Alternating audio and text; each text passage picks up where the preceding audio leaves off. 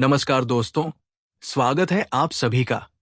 प्रेमचंद की प्रसिद्ध कहानी मृतक भोज भारतीय समाज की रूढ़ियों, ढकोसलों और दिखावे की प्रवृत्तियों पर तीखा व्यंग्य करती है।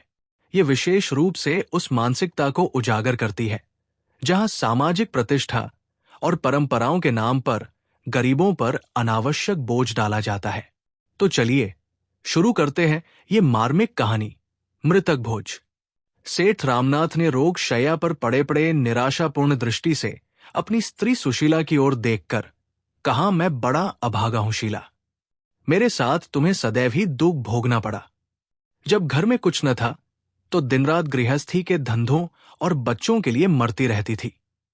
जब जरा कुछ संभला और तुम्हारे आराम करने के दिन आए तो यो छोड़े चला जा रहा हूं। आज तक मुझे आशा थी, पर आज वो आशा टूट गई। देखो शीला, रो मत। संसार में सभी मरते हैं, कोई 2 साल आगे, कोई 2 साल पीछे। अब गृहस्थी का भार तुम्हारे ऊपर है। मैंने रुपए नहीं छोड़े, लेकिन जो कुछ है उससे तुम्हारा जीवन किसी तरह कट जाएगा। ये राजा क्यों रो रहा है? सुशीला ने आंसू पोंछकर कहा, जिद्दी हो गया है। और क्या, आज सवेरे से रट लगाए हुए हैं कि मैं मोटर लूंगा। 5 रुपए से कम में न आएगी मोटर। सेठ जी को इधर कुछ दिनों से दोनों बालकों पर बहुत स्नेह हो गया था। बोले तो मंगा 2 न 1। बेचारा कब से रो रहा है। क्या क्या अरमान दिल में थे, सब धूल में मिल गए। रानी के लिए विलायती गुड़िया भी मंगा दो। दूसरों के खिलौने देख तरसती रहती है। जिस धन को प्राणों से भी प्रिय समझा वो अंत में डॉक्टरों के काम आया। बच्चे मुझे क्या याद करेंगे कि बाप था। अभागे बाप ने तो धन को लड़के लड़की से प्रिय समझा, कभी पैसे की चीज भी लाकर नहीं दी। अंतिम समय अब संसार की असारता कठोर सत्य बनकर आंखों के सामने खड़ी हो जाती है तो जो कुछ न किया उसका खेद, और जो कुछ किया उस पर पश्चाताप मन को उदार और निष्कपट बना देता है। सुशीला ने राजा को बुलाया और उसे छाती से लगाकर रोने लगी। वो मातृस्त्रोत पति की कृपणता से भीतर ही भीतर तड़प कर रह जाता था। इस समय जैसे खोल उठा। लेकिन मोटर के लिए रुपए कहाँ थे? सेठ जी ने पूछा, मोटर लोगे बेटा? अपनी अम्मा से रुपए लेकर भैया के साथ चले जाओ, खूब अच्छी मोटर लाना। राजा ने माता के आंसू और पिता का ये स्नेह देखा तो उसका बाल हट जैसे पिघल गया। बोला, अभी नहीं लूंगा। सेठ जी ने पूछा, क्यों? जब आप अच्छे हो जाएंगे तब लूंगा। सेठ जी फूट फूट कर रोने लगे। तीसरे दिन सेठ रामनाथ का देहांत हो गया। धनी के जीने से दुख बहुतों को होता है, सुख थोड़ों को। उनके मरने से दुख थोड़ों को है, सुख बहुतों को। महाब्राह्मणों की मंडली अलग सुखी है, पंडित जा अलग खुश है, और शायद बिरादरी के लोग भी प्रसन्न हैं, इसलिए कि एक बराबर का आदमी कम हुआ, दिल से एक कांटा दूर हुआ। और पट्टीदारों का तो पूछना ही क्या, अब वो पुरानी कसर निकालेंगे। हृदय को शीतल करने का ऐसा अवसर बहुत दिनों के बाद मिला है। आज 5वां दिन है। ये विशाल भवन सूना पड़ा है। लड़के न रोते हैं न हंसते हैं, मन मारे मां के पास बैठे हैं, और विधवा भविष्य की अपार चिंताओं के भार से दबी हुई निर्जीवसी पड़ी है।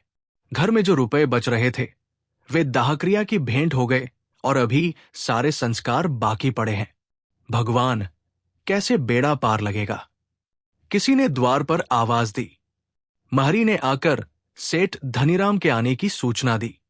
दोनों बालक बाहर दौड़े। सुशीला का मन भी एक क्षण के लिए हरा हो गया। सेठ धनीराम बिरादरी के सरपंच थे। अबला का क्षुब्ध हृदय सेठ जी की इस कृपा से पुलकित हो उठा। आखिर बिरादरी के मुखिया है। ये लोग अनाथों की खोज खबर न ले तो कौन ले। धन्य हैं ये पुण्यात्मा लोग जो मुसीबत में दीनों की रक्षा करते हैं। ये सोचती हुई सुशीला घूंघट निकाले बरोठे में आ खड़ी हो गई। देखा तो धनीराम जी के अतिरिक्त और भी सज्जन खड़े हैं। धनीराम बोले, बहू जी, भाई रामनाथ की अकाल मृत्यु से हम लोगों को जो दुख हुआ है वो हमारा दिल ही जानता है। अभी उनकी उम्र ही क्या थी, लेकिन भगवान की इच्छा। अब तो हमारा यही धर्म है कि ईश्वर पर भरोसा रखें। और आगे के लिए कोई राह निकालें। काम ऐसा करना चाहिए कि घर की आबरू भी बची रहे और भाईजी की आत्मा संतुष्ट भी हो।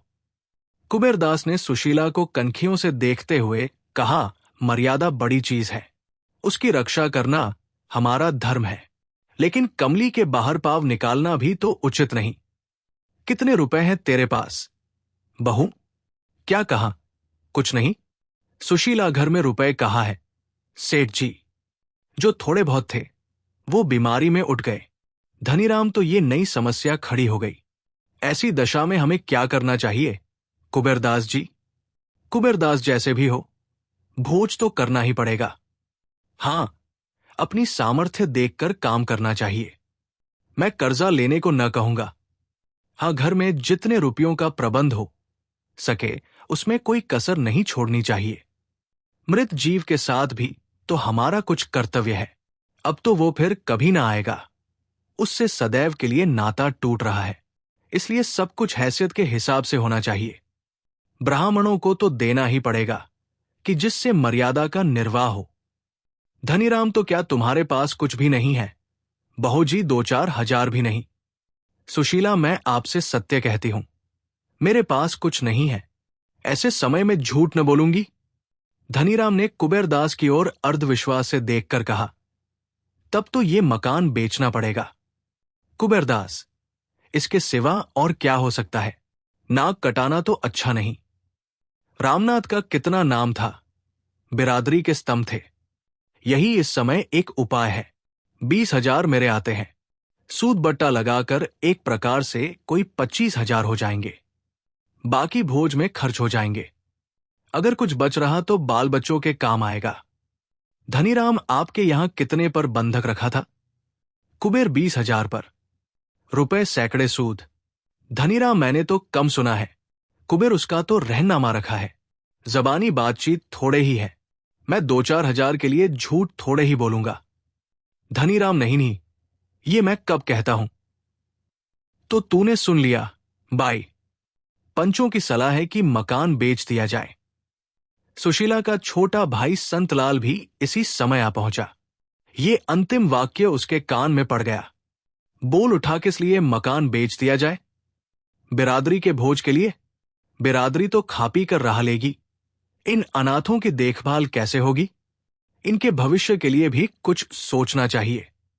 धनीराम ने क्रोध भरी आंखों से देखकर कहा, आपको इस मामलों में टांग अड़ाने कोई अधिकार नहीं। केवल भविष्य की चिंता करने से काम नहीं चलता। मृतक का पीछा भी किसी तरह सुधारना ही पड़ता है। आपका क्या, बिरादरी में हंसी तो हमारी होगी। संसार में मर्यादा से प्रिय कोई वस्तु नहीं। मर्यादा के लिए प्राण तक दे देते हैं। जब मर्यादा ही नहीं रही तो क्या रहा? अगर हमारी सलाह पूछोगे तो हम यही कहेंगे, आगे बाई का अख्तियार है, जैसा चाहे करे, पर हमसे कोई सरोकार न रहेगा। चलिए कुबेरदास जी, चले। सुशीला ने भयभीत होकर कहा, भैया की बातों का विचार न कीजिए, इनकी तो ये आदत है। मैंने तो आपकी बात नहीं टाली। आप मेरे बड़े हैं, घर का हाल आपको मालूम है। मैं अपने स्वामी की आत्मा को दुखी करना नहीं चाहती, लेकिन जब उनके बच्चे ठोकरे खाएंगे तो क्या उनकी आत्मा दुखी न होगी? बेटी का ब्याह करना ही है, लड़के को पढ़ाना लिखाना है ही। ब्राह्मणों को खिला दीजिए, लेकिन बिरादरी करने की मुझमें सामर्थ्य नहीं है। दोनों महानुभावों को जैसे थप्पड़ लगा, इतना बड़ा अधर्म। भला ऐसी बात भी जबान से निकाली जाती है। पंच लोग अपने मुंह कालिख न लगने देंगे। दुनिया विधवा को न हंसेगा, हंसी होगी पंचों की। ये जग हंसाई वे कैसे सह सकते हैं? ऐसे घर के द्वार पर झांकना भी पाप है। सुशीला रोकर बोली, मैं अनाथ हूं, नादान हूं, मुझ पर क्रोध न कीजिए। आप लोग ही छोड़ देंगे तो मेरा कैसे निर्वाह होगा?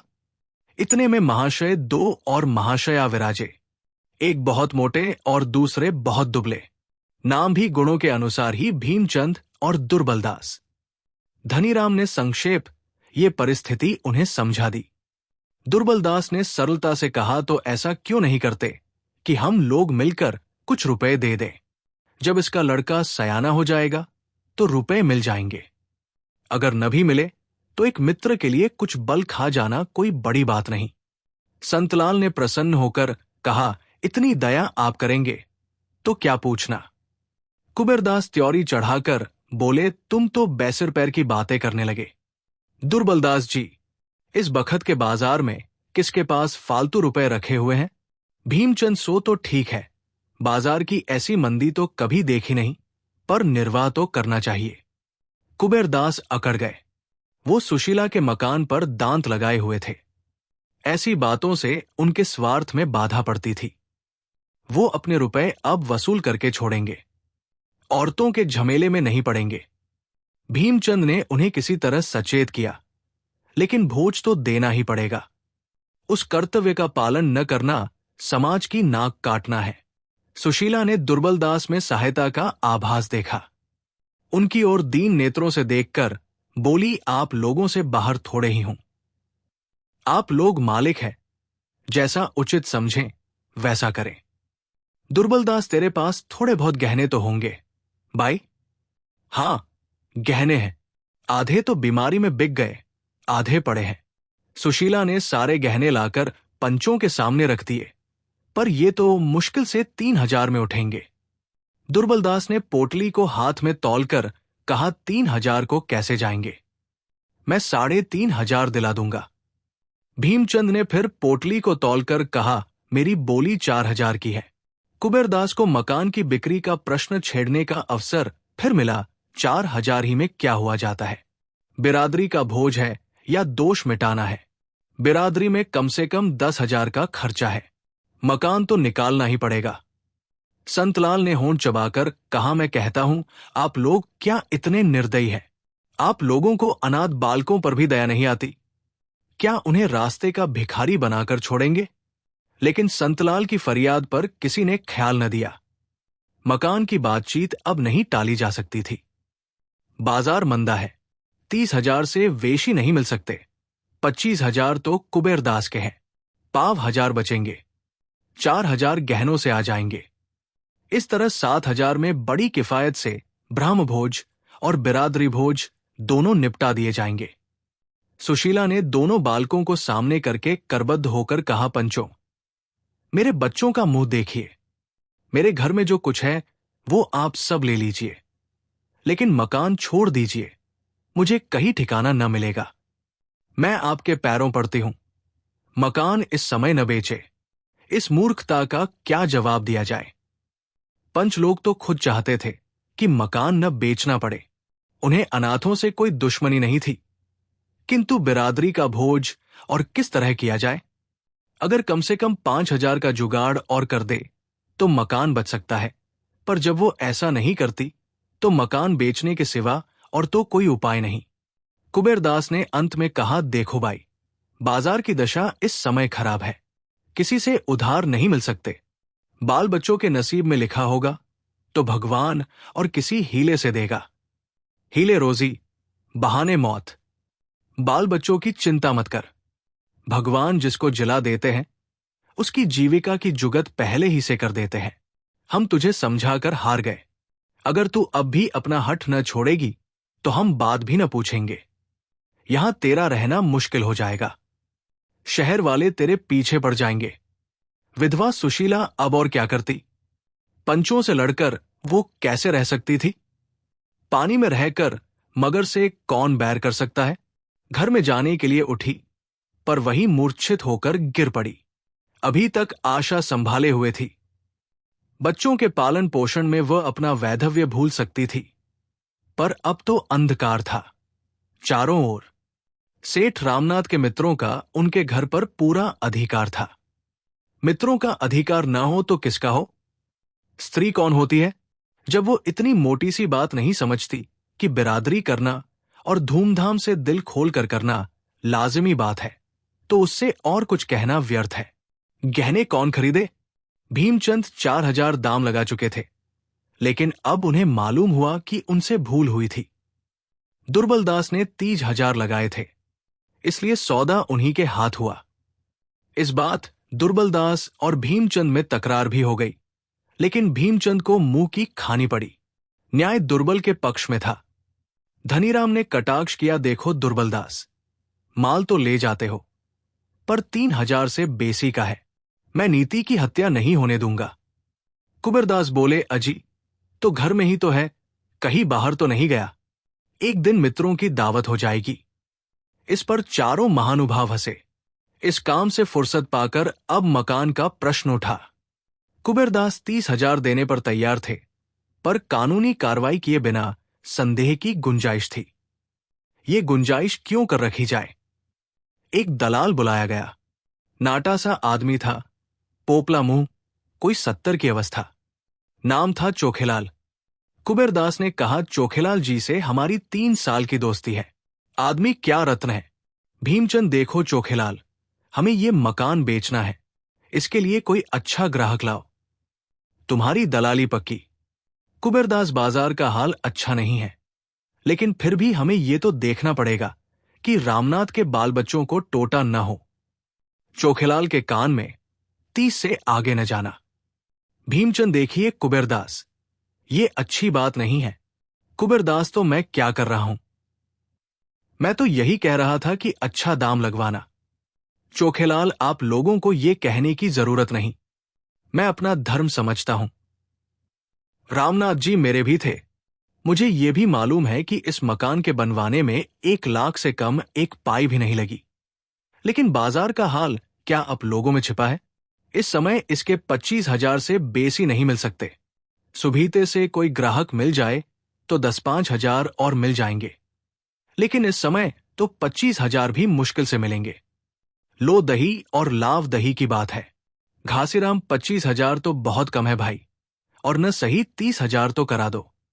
चोखेलाल, 30 क्या, मैं 40 करा दूं, पर कोई ग्राहक तो मिले। आप लोग कहते हैं, लो मैं 30,000 की बातचीत करूंगा। धनीराम, जब 30,000 में ही देना है तो कुबेरदास जी ही क्यों न ले ले? इतना सस्ता माल दूसरों को दिया जाए। कुबेरदास, आप सब लोगों की राय हो तो ऐसा ही कर लिया जाए। धनीराम ने हाँ कहकर हामी भरी। भीमचंद मन में ऐंठ कर रह गए। ये सौदा भी पक्का हो गया। आज ही वकील ने बैनामा लिखा, तुरंत रजिस्ट्री भी हो गई। सुशीला के सामने बैनामा लाया गया तो उसने एक लंबी सांस ली और सजल नेत्रों से उस पर हस्ताक्षर कर दिए। अब उसे उसके सिवा और कहीं शरण नहीं है। बेवफा मित्र की भांति ये घर भी सुख के दिनों में साथ देकर दुख के दिनों में उसका साथ छोड़ रहा है। पंच लोग सुशीला के आंगन में बैठ बिरादरी के रुक्के लिख रहे हैं और अनाथ विधवा ऊपर झरोखे पर बैठी भाग्य को रो रही है। इधर रुक्का तैयार हुआ, उधर विधवा की आंखों से आंसू की बूंदें निकलकर रुक्के पर गिर पड़ी। धनीराम ने ऊपर देखकर कहा, पानी का छिंटा कहां से आया? संतलाल बाई बैठी रो रही है। उसने रुक्के पर अपने रक्त के आंसुओं की मुहर लगा दी है। धनीराम ऊंचे स्वर में, अरे तो तू रो क्यों रही है बाई? ये रोने का समय नहीं है। तुझे तो प्रसन्न होना चाहिए कि पंच लोग तेरे घर में आज ये शुभ कार्य करने लिए जमा है। जिस पति के साथ तूने इतने दिनों भोगविलास किया, उसी का पीछा सुधारने में तू दुख मानती है। बिरादरी में रुक्का फिरा। इधर 3-4 दिन पंचों ने भोज की तैयारियों में बिताए। घी धनीराम की आड़त से आया, मैदा चीनी की आढ़त भी उन्हीं की थी। 5वें दिन प्रातःकाल ब्रह्म भोज हुआ। संध्या समय बिरादरी का जोनार। सुशीला के द्वार पर बग्घियों और मोटरों की कतारें खड़ी थी। भीतर मेहमानों की पंगत थी। आंगन, बैठक, दालान, बरोठा, ऊपर की छत, नीचे ऊपर मेहमानों से भरा हुआ था। लोग भोजन करते थे और पंचों को सराहते थे। खर्च तो सभी करते हैं, पर इंतजाम का सलीका चाहिए। ऐसे स्वादिष्ट पदार्थ बहुत कम खाने में आते हैं। सेठ चंपाराम के भोज के बाद ऐसा भोज रामनाथ जी का ही हुआ है। अमृतिया कैसी कुरकुरी है, रसगुल्ले मेवों से भरे हैं। सारा श्रेय पंचों को है। धनीराम ने नम्रता से कहा, आप भाइयों की दया है जो ऐसा कहते हो। रामनाथ से भाईचारे का व्यवहार था। नहीं करते तो कौन करता? 4 दिन से सोना नसीब नहीं हुआ। आप धन्य हैं। मित्र हो तो ऐसे हो। क्या बात है, आपने रामनाथ जी का नाम रख लिया। बिरादरी यही खाना खिलाना देखती है, रोकर देखने नहीं आती। मेहमान लोग बखान बखान कर तर माल जड़ा रहे थे और उधर कोठी में बैठी हुई सुशीला सोच रही थी, संसार में ऐसे स्वार्थी लोग भी हैं। सारा संसार स्वार्थमय हो गया। सब पेटों पर हाथ फेर फेर कर भोजन कर रहे हैं। कोई इतना भी नहीं पूछता कि अनाथों के लिए भी कुछ बचा या नहीं। एक महीना गुजर गया। सुशीला को एक एक पैसे की तंगी हो रही थी। नकद था ही नहीं, गहने निकल गए थे। अब थोड़े से बर्तन बच रहे थे। उधर छोटे छोटे बहुत से बिल चुकाने थे। कुछ रुपए डॉक्टर के, कुछ दर्जी के, कुछ बनियों के। सुशीला को ये रकम घर का बचा खुचा सामान बेचकर चुकानी पड़ी और महीना पूरा होते होते उसके पास कुछ न बचा। बेचारा संतलाल एक दुकान पर मुनीम था। कभी कभी वो आकर एकाध रुपया दे देता। इधर खर्च का हाथ फैला हुआ था। लड़के अवस्था को समझते थे, मां को छेड़ते न थे, पर मकान के सामने से कोई खूंचे वाला निकल जाता और वे दूसरे लड़कों को फल या मिठाइयां खाते देखते तो उनके मुंह में चाहे पानी न आए, आंखों में अवश्य भर जाता था। ऐसी ललचाई आंखों से ताकते थे कि दया आती थी। वो बच्चे जो थोड़े दिन पहले मेवे मिठाई की ओर ताकते न थे, अब एक एक पैसे की चीज को तरसते थे। वही सज्जन जिन्होंने बिरादरी को भोजन करवाया था, अब घर के सामने से निकल जाते पर कोई झांकता न था। शाम हो गई थी। सुशीला चूल्हा जलाए रोटियां सेंक रही थी और दोनों बालक चूल्हे के पास रोटियों को क्षुधित नेत्रों से देख रहे थे। चूल्हे के दूसरे ऐले पर दाल थी। दाल के पकने का इंतजार था। लड़की 11 साल की थी, लड़का 8 साल का। मोहन अधीर होकर बोला, अम्मा, मुझे सूखी रोटियां ही दे दो, बड़ी भूख लगी है। सुशीला, अभी दाल कच्ची है भैया। रेवती, मेरे पास एक पैसा है, मैं उसका दही लिए आती। सुशीला, तूने पैसा कहीं पाया? रेवती, मुझे कल अपनी गुड़ियों की पिटारी में मिल गया था। सुशीला, लेकिन जल्द आइयो। रेवती दौड़कर बाहर गई और थोड़ी देर में एक पत्ते पर जरा सा दही ले आई। मां ने रोटी सेंक कर दे दी। मोहन दही से खाने लगा। आम लड़कों की भांति वो स्वार्थी था। बहन से पूछा भी नहीं। सुशीला ने कड़ी आंखों से देखकर कहा, बहन को भी दे दे, अकेला ही खा जाएगा। मोहन लज्जित हो गया। उसकी आंखें डबडबा आई। रेवती बोली, नहीं अम्मा, मिला ही कितना है, तुम खाओ मोहन, तुम्हें जल्दी ही नींद आती है। मैं तो दाल पक जाएगी तो खाऊंगी। उसी वक्त 2 आदमियों ने आवाज दी। रेवती ने बाहर आकर देखा। वो सेठ कुबेरदास के आदमी थे। मकान खाली कराने आए थे। क्रोध से सुशीला की आंखें लाल हो गई। बरोठे में आकर कहा, अभी मेरे पति को पीछे हुए 1 महीना भी नहीं हुआ, मकान खाली कराने की धुन सवार हो गई। मेरा 50,000 का घर 30,000 में ले लिया, 5,000 सूद के उड़ाए, फिर भी तस्कीन नहीं होती। कह दो, मैं अभी खाली नहीं करूंगी। मुनीम ने नम्रता से कहा, बाई जी, मेरा क्या अखेतार है, मैं तो केवल संदेश्य हूं। जब चीज दूसरे की हो गई तो आपको छोड़नी ही पड़ेगी। झंझट करने से क्या मतलब। सुशीला भी समझ गई, ठीक ही कहता है, गाय हत्या के बल के दिन खेत चरेगी। नर्म होकर बोली, सेठ जी से कहो मुझे 10-5 दिन की मोहलत दे, लेकिन नहीं, कुछ मत कहो। क्यों 10-5 दिन के लिए किसी का एहसान लूं? मेरे भाग्य में इस घर में रहना लिखा होता तो निकलता ही क्यों? मुनीम ने पूछा, तो कल सवेरे तक खाली हो लाएगा? सुशीला, हाँ कहती तो हूं, लेकिन सवेरे तक क्यों, मैं अभी खाली किए देती हूं। मेरे पास कौन सा बड़ा सामान है, तुम्हारे सेठ जी का रात भर का किराया मारा जाएगा। जाकर तांगा वाला लाओ या लाए हो। मुनीम, ऐसी क्या जल्दी है बाई, कल सावधानी से खाली कर दीजिएगा। सुशीला, कल का झगड़ा क्यों रखूं? मुनीम जी, आप जाइए, ताला लाकर डाल दीजिए। ये कहती हुई सुशीला अंदर गई। बच्चों को भोजन कराया, एक रोटी आप किसी तरह निगली, बर्तन धोए, फिर एक एक्का मंगवाया, उस पर अपना मुक्तसर सामान लादा और भारी मन से उस घर से हमेशा के लिए विदा हो गई। जिस वक्त वो घर बनवाया था, मन में कितनी उमंगे थी। इसके प्रवेश में कई हजार ब्राह्मणों का भोज था। सुशीला को इतनी दौड़धूम करनी पड़ी थी कि वो महीने भर बीमार रही। इसी घर में उनके 2 लड़के मरे थे, वही उसका पति मरा था। मरने वालों की स्मृतियों ने उसकी एक एक ईंट को पवित्र कर दिया था। एक एक पत्थर मानो उसके हर्ष से सुखी और उसके शोक से दुखी होता था। ये घर आज उससे छूटा जा रहा है। उसने रात एक पड़ोसी के घर में काटी और दूसरे दिन 10 रुपए महीना पर एक गली में दूसरा मकान ले लिया। इस नए कमरे में इन अनाथों वे 3 महीने जिस कष्ट से काटे, ये समझने वाले ही समझ सकते हैं। भला हो बेचारे संतलाल का, वो 10-5 रुपए से मदद कर दिया करता था। अगर सुशीला दरिद्र घर की होती तो पिसाई करती, कपड़े सिलती, किसी के घर में टहल करती, पर जिन कामों बिरादरी नीचा समझती है उसका सहारा कैसे लेती। नहीं तो लोग कहते ये सेठ रामनाथ की स्त्री है, उस नाम की भी तो लाज रखनी थी। समाज के चक्रव्यूह से किसी तरह भी तो छुटकारा नहीं होता। लड़की के 2-1 गहने बचे रहे थे, वो भी बिक गए। जब रोटियों के ही लाले थे तो घर का किराया कहां से आता। 3 महीने बाद घर का मालिक, जो उसी बिरादरी का एक प्रतिष्ठित व्यक्ति था और जिसने मृतक भोज में खूब बढ़ बढ़कर हाथ मारे थे, अधीर हो उठा। बेचारा कितना धैर्य रखता। 30 रुपए का मामला है, रुपए 8 आने की बात नहीं है। इतनी बड़ी रकम कहीं छोड़ी जाती। आखिर एक दिन सेठ जी ने आकर लाल लाल आंखें करके कहा, अगर तू किराया नहीं दे सकती तो घर खाली कर दे।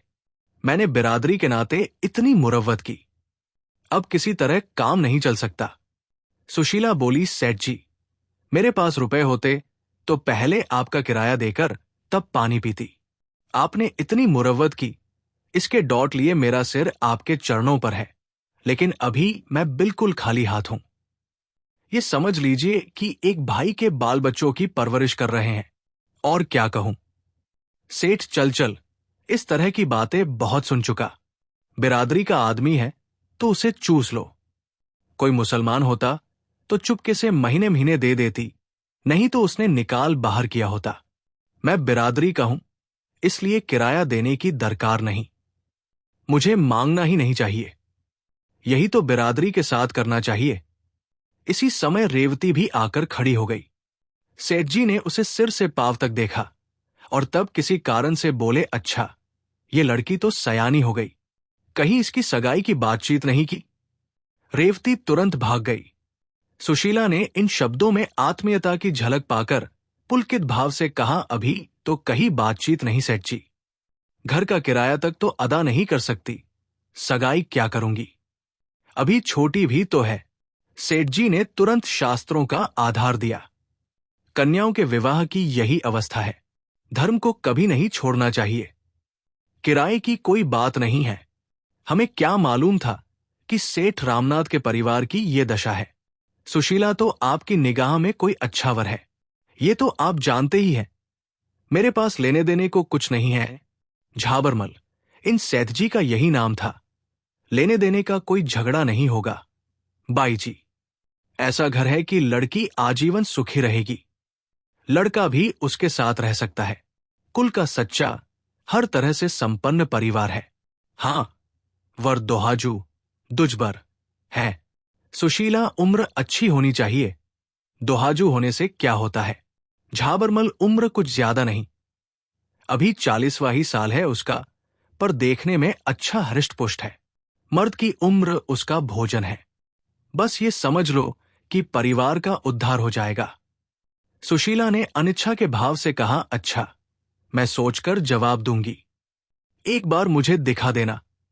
झाबरमल दिखाने को कहीं नहीं जाना है बाई, वो तेरे सामने ही खड़ा है। सुशीला ने घृणापूर्ण नेत्रों से उसकी ओर देखा। इस 50 साल के बुढ़े की ये हवस, छाती का मांस लटकर जमीन तक आ पहुंचा है, फिर भी विवाह की धुन सवार है। ये दुष्ट समझता है कि प्रलोभन में पड़कर मैं अपनी लड़की उसके गले बांध दूंगी, बेटी को आजीवन कुंवारी रखूंगी, पर ऐसे मृतक से विवाह करके उसका जीवन नष्ट न करूंगी। पर उसने अपने क्रोध को शांत किया। समय का फेर है, नहीं तो ऐसों को उससे ऐसा प्रस्ताव करने का साहस ही क्यों होता। बोली, आपकी इस कृपा के लिए आपको धन्यवाद देती हूं सेठ जी, पर मैं कन्या का विवाह आपसे नहीं कर सकती। झाबरमल, तो तू समझती है कि तेरी कन्या के लिए बिरादरी में कोई कुमार मिल जाएगा? सुशीला मेरी लड़की कुंवारी रहेगी, झाबरमल और रामनाथ जी के नाम को कलंकित करेगी। सुशीला, तुम्हें मुझसे ऐसी बात करते लाज नहीं आती? नाम के लिए घर या संपत्ति खोई, पर कन्या को कुएं में नहीं डुबा सकती। झाबरमल, तो मेरा किराया दे दे। सुशीला, अभी मेरे पास रुपए नहीं है। झाबरमल ने भीतर घुसकर गृहस्थी की एक एक वस्तु निकालकर गली में फेंक दी। घड़ा टूट गया, मटके टूट गए, संदूक के कपड़े बिखर गए। सुशीला तटस्थ खड़ी आपने अदिन की ये क्रूर क्रीड़ा देखती रही। घर को यो विध्वंस करके झाबरमल ने घर में ताला डाल दिया और अदालत से रुपए वसूल करने की धमकी देकर चले गए।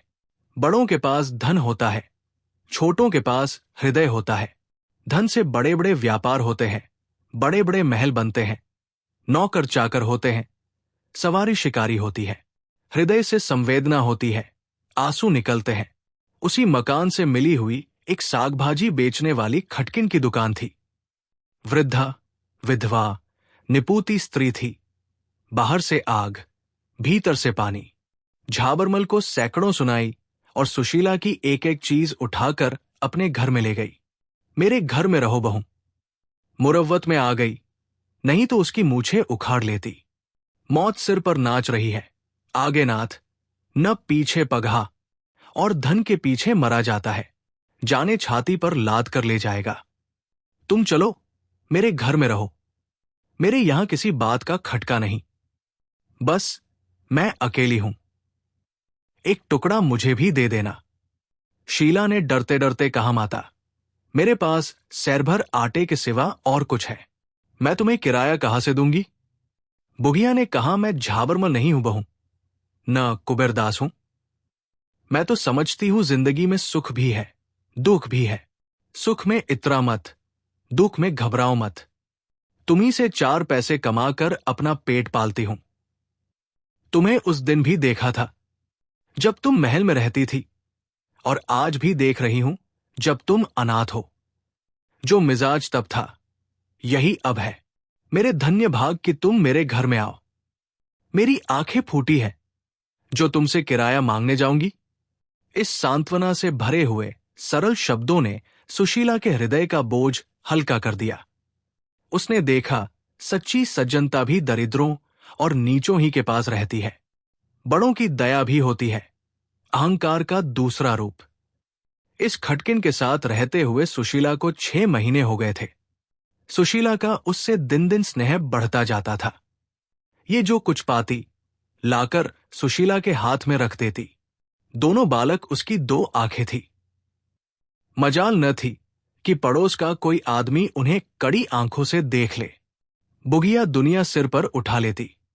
संतलाल हर महीने कुछ न कुछ दे दिया करता था, इससे रोटी दाल चल जाती थी। कार्तिक का महीना था, ज्वर का प्रकोप हो रहा था। मोहन एक दिन खेलता कूदता बीमार पड़ गया और 3 दिन तक अचेत पड़ा रहा।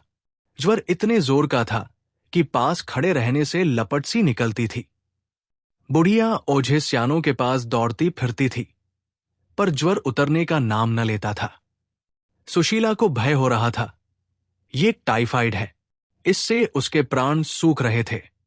चौथे दिन उसने रेवती से कहा, बेटी, तूने बड़े पंचजी का घर तो देखा है, जाकर उनसे कहो भैया बीमार है, कोई डॉक्टर को भेज दे। रेवती को कहने भर की देर थी। दौड़ती हुई सेठ कुबेरदास के पास गई। कुबेरदास बोले, डॉक्टर की फीस 16 रू है, तेरी मां दे देगी? रेवती ने निराश होकर कहा, अम्मा के पास रुपए नहीं है। कुबेर फिर किस मुंह से मेरे डॉक्टर को बुलाती है? तेरा मामा कहाँ है?